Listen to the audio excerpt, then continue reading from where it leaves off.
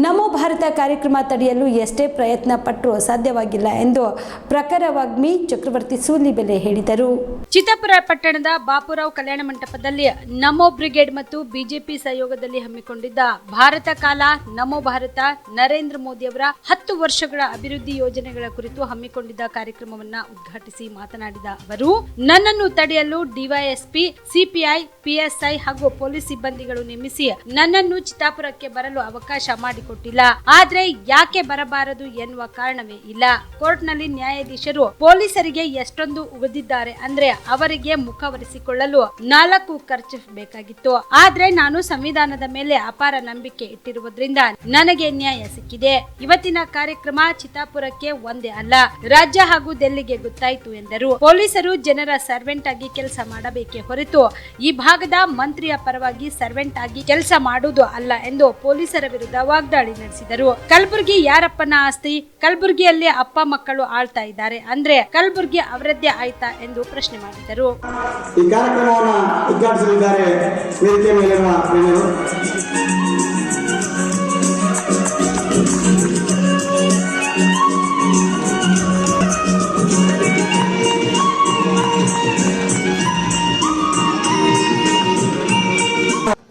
ಎಷ್ಟು ಪ್ರಯತ್ನ ಪಡಲಾಯಿತು ಅಂದ್ರೆ ಮಿತ್ರರೇ, ಈ ಕಾರ್ಯಕ್ರಮವನ್ನ ತಡಿಬೇಕು ಅಂತ ಎಷ್ಟು ಪ್ರಯತ್ನ ಪಡಲಾಯಿತು ಅಂದ್ರೆ ನಾನು ರಾತ್ರಿ 11 ಗಂಟೆಗೆ ಚಿತ್ತಾಪುರಕ್ಕೋ ಕಲಬುರಗಿಗೋ ಬಂದು ಉಳ್ಕೊಳ್ಬೇಕಾಗಿತ್ತು. ಕಲಬುರಗಿಯ ಬಾರ್ಡರ್ನಲ್ಲಿ ಪೊಲೀಸರು ಅಡ್ಡ ಹಾಕಿದ್ರು. ಒಬ್ಬ ಚಕ್ರವರ್ತಿ ಸೂಲಿಬೆಲೆನ ಅಡ್ಡ ಹಾಕ್ಲಿಕ್ಕೆ ಎಷ್ಟು ಜನ ಪೊಲೀಸರು ಬೇಕು? ನನ್ನ ಜೊತೆ 1-2 ಗಾಡಿ ಇರುತ್ತಪ್ಪ. ಒಬ್ಬ ಚಕ್ರವರ್ತಿ ಸೂಲಿಬೆಲೆನ ಅಡ್ಡ ಹಾಕ್ಲಿಕ್ಕೆ 4 ಜನ ಪೊಲೀಸರು ಕೇಳಿದ್ರೆ ಸಾಕು. ಮತ್ ನಾವು ಇವ್ರ ತರ ಗೂಂಡಾವರ್ತನೆಯವರಲ್ಲ ರೀ.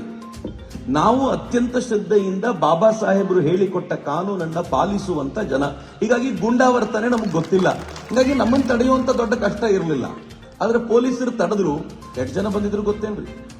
3 ಪೊಲೀಸ್ ವ್ಯಾನ್ ಇತ್ತು, 6 ಜೀಪ್ ಆದ್ರೂ ಇತ್ತು, ಒಬ್ರು SI ಇದ್ರು, ಒಬ್ರು DYSP ಇದ್ರು, ಒಬ್ರು ಅಡಿಷನಲ್ SP ಇದ್ರು, IAS ಕ್ಯಾಡರ್ನವ್ರು ಇದ್ರು. ಇಷ್ಟೆಲ್ಲಾ ಜನ ನಿಂತ್ಕೊಂಡು ಅವ್ರು ಕೇಳ್ಕೊಂಡ್ರು, ದಯಮಾಡಿ ಬರಬೇಡಿ, ದಯಮಾಡಿ ಕಲಬುರಗಿಗೆ ಬರಬೇಡಿ, ನಾಳೆ ಚಿತ್ತಾಪುರದ ಕ್ಯಾನ್ಸಲ್ಗೆ ಪರ್ಮಿಷನ್ ಕ್ಯಾನ್ಸಲ್ ಮಾಡಿದ್ದೀವಿ, ಬರಬೇಡಿ ಅಂತ.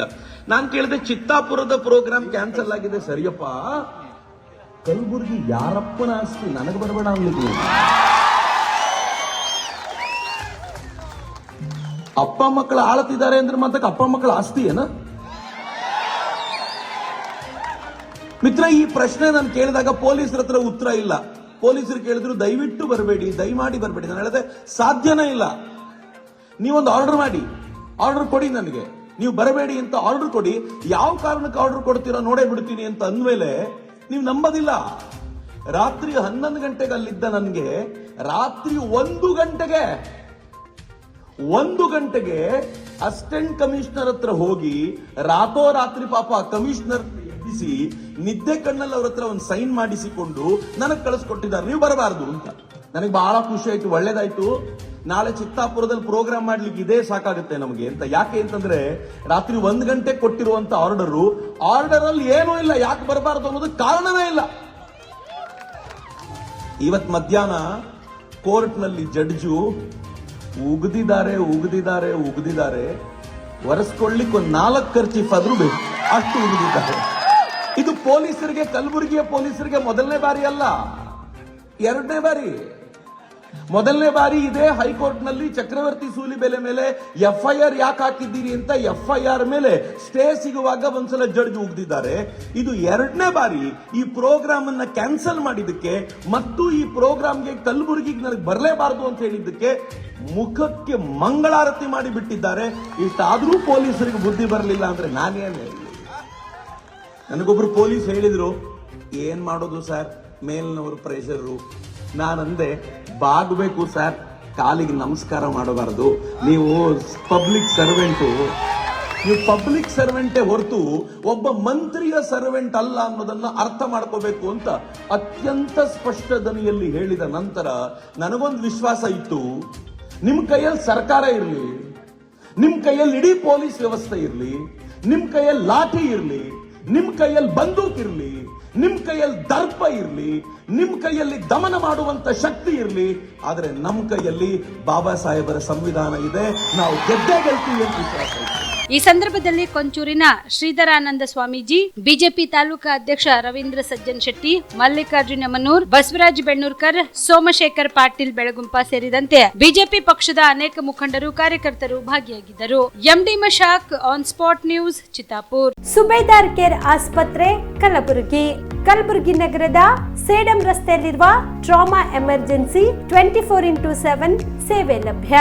ಅನುಭವಿ ವೈದ್ಯರ ತಂಡದೊಂದಿಗೆ gynaecology, general surgery, general medicine, paediatric, orthopaedic, ENT, laparoscopy surgery, paediatric surgery, neuro surgery, urology, plastic surgery, cardiology, neurology, gastrology, oral and maxillofacial surgery, arthroscopy, keyhole surgery of joint ಸೇರಿದಂತೆ trauma, NICU, ICU, obstetric ICU ಸೌಲಭ್ಯದೊಂದಿಗೆ ಚಿಕಿತ್ಸೆ ನೀಡಲಾಗುವುದು. ಸುಬೇದಾರ್ care ಆಸ್ಪತ್ರೆಯಲ್ಲಿ ದಿನದ 24 ಗಂಟೆ emergency ಚಿಕಿತ್ಸೆ ನೀಡಲಾಗುವುದು. ಹೆಚ್ಚಿನ ಮಾಹಿತಿಗಾಗಿ ಸಂಪರ್ಕಿಸಿ ಸುಬೇದಾರ್ ಕೇರ್ ಆಸ್ಪತ್ರೆ, ಇನ್ಕಮ್ ಟ್ಯಾಕ್ಸ್ ಆಫೀಸ್ ಎದುರುಗಡೆಗೆ, ಸೇಡಂ ರಸ್ತೆ, ಕಲಬುರಗಿ. Mobile number 9483517777.